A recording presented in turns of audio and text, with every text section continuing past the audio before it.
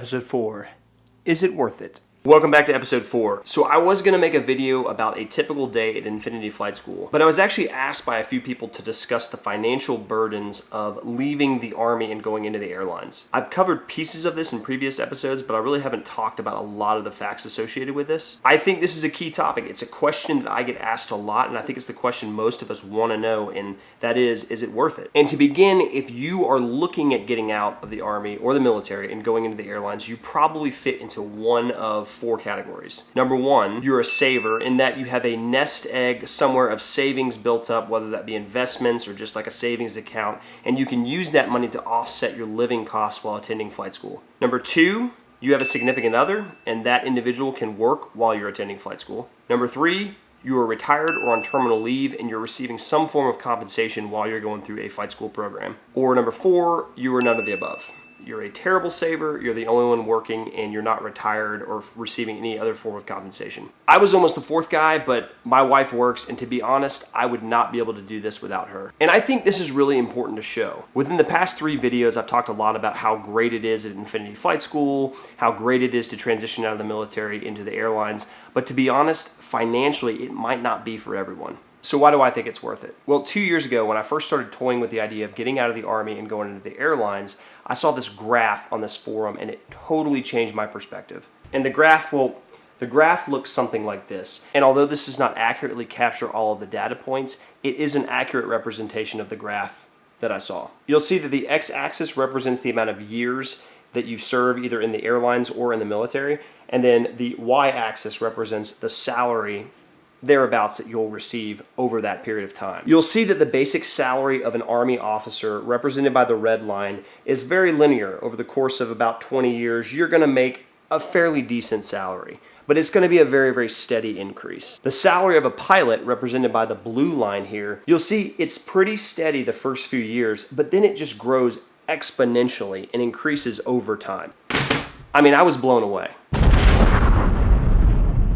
But the money is obviously not the only reason. At a young age, I swore that I would never have a job just to make a paycheck. The other and the most important reason why I believe it is worth it deals with time. And I'll let my buddy Jeremy Huggins sum that up for us. Because I think if it is a money thing, why are you leaving, your other job? Military does pay really well, especially if you're an O-grade officer. Yeah. So it comes down to a quality of life issue. Yeah. And for many of us, I think when you look at quality of life and you start missing birthdays and weddings and holidays, try to do the best thing you can to get that immediate return on your time.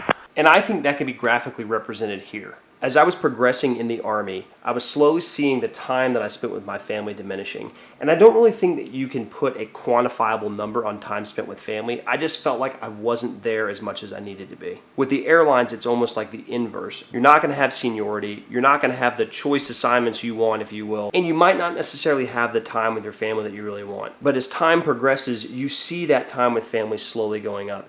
And that's not just me saying that. That's people that I know that are older, that have been doing this for a while, that I've spoken to in the airlines, and they would agree with this, I would say. So I would say the overall point of these graphs and why I'm showing them to you and why they really affected me, it deals with the old saying, adage, whatever, like work hard now so that life is easier down the road. It could be a struggle in the beginning, but as time progresses, I just feel like for me, the quality time with family, living where I wanted to live, not really worrying about deployments, things like that, that was just too vital for me. So if you finally reach the point where financially you feel like you can do it, or maybe there's like a chance, well, then you kind of run into the next issue of what airline to try to shoot for. You're bombarded with all these regional airlines that are willing to offer bonuses, salary increases, travel benefits. I mean, will they even hire you? How much do they pay? What the heck is this seniority thing? Why does all this matter? So let me tell you how to make it all just a little bit easier. And this will help you not only with the financial aspect of things, deciding whether or not you can do it, but also deciding whether or not you can actually make the whole thing work. And this is where you need to involve your significant other. Come up with a non-negotiable versus negotiables list. And to put it very simply, non-negotiables are those things that you're unwilling to compromise on, and negotiables are the things that you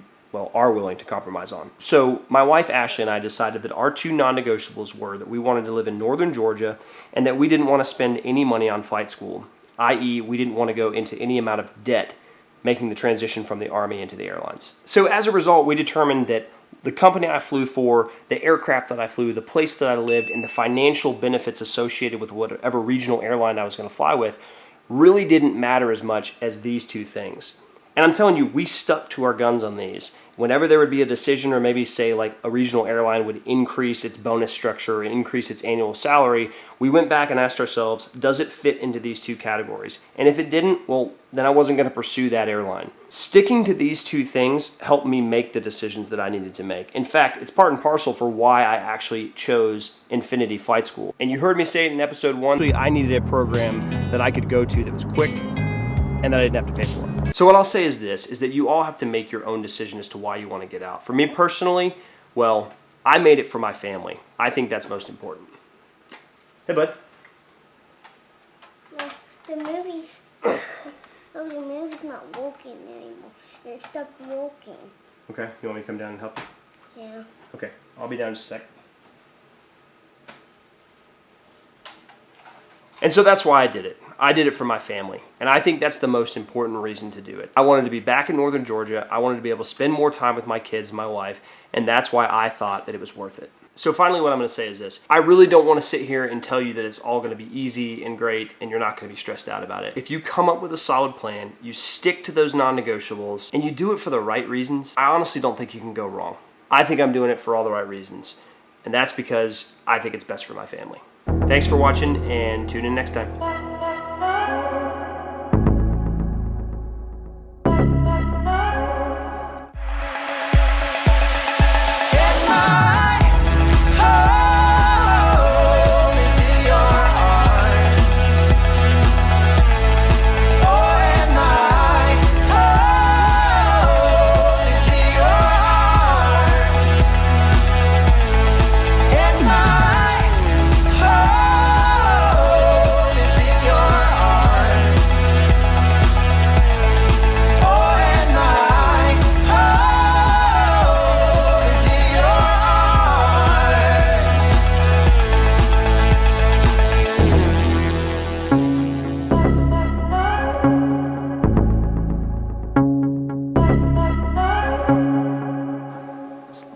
Different without a beard. Oh well. End of an era.